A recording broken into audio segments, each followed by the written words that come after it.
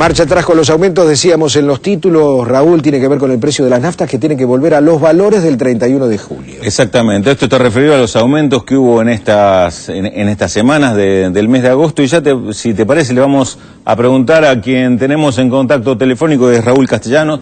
Él es el titular de SECHA, que es la Confederación de Entidades del Comercio de Hidrocarburos y Afines, es decir, agrupa a buena parte de las estaciones de servicio del país. Castellanos, lo saludamos desde la televisión pública. Raúl de la Torre, acá junto a Pedro Dizán. ¿Cómo le va? Buen día, ¿cómo les va? ¿Cuál es el alcance de esta medida que anoche se anunció de la Secretaría de Comercio?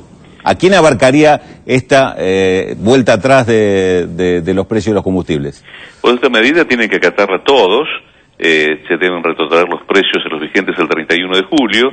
En la práctica, con posterioridad a esa fecha, existen aumentos únicamente de la compañía Shell, y entiendo que algunas de la compañía Sol Petróleo, con lo cual serán las únicas que deberán modificar los valores en los surtidores.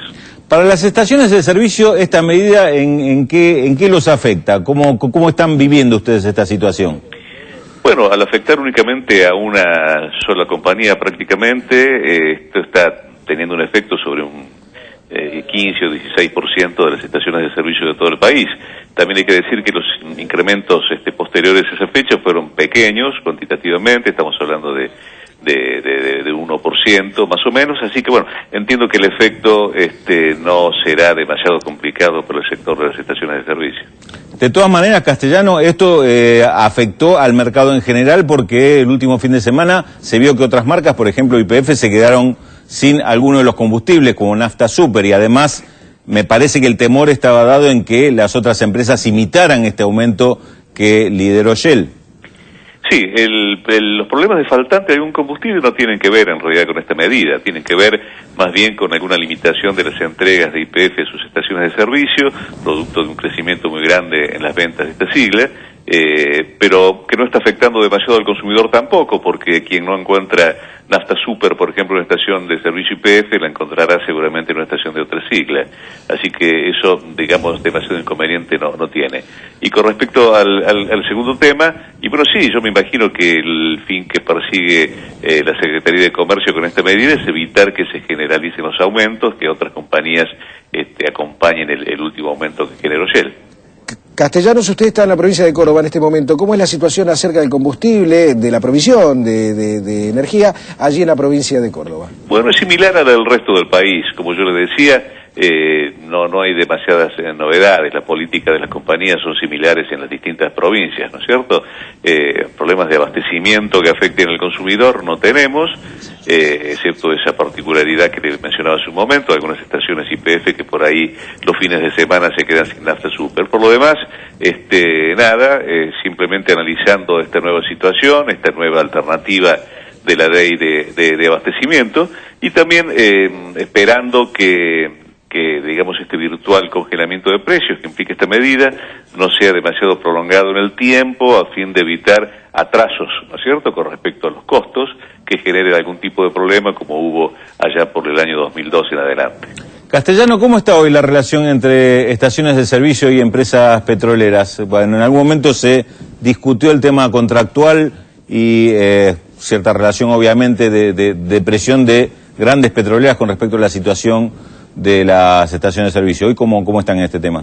Bueno, tenemos desde nuestra confederación, tenemos un trato permanente con las compañías petroleras, nos reunimos periódicamente con ellos. Lógicamente, tenemos muchas veces intereses económicos contrapuestos, en el sentido de que pretendemos mayores márgenes para poder funcionar, con rentabilidad bastante baja como estamos actualmente, y bueno, las compañías no siempre están dispuestas a darlo, lo cual genera conversaciones, discusiones de todo tipo.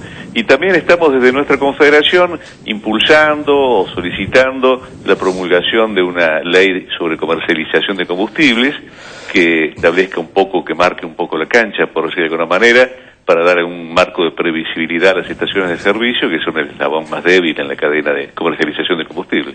Sí, recordemos que desde principios de los años 90 el mercado de combustible fue desregulado absolutamente, y esto evidentemente generó una situación, digamos, de de mayor poder de las empresas petroleras sobre el sector, ¿no? Exactamente, se da una relación en un marco desregulado entre actores de muy distinto poder, ¿no es cierto? Multinacionales en relación con empresas pymes, como son las estaciones de servicio.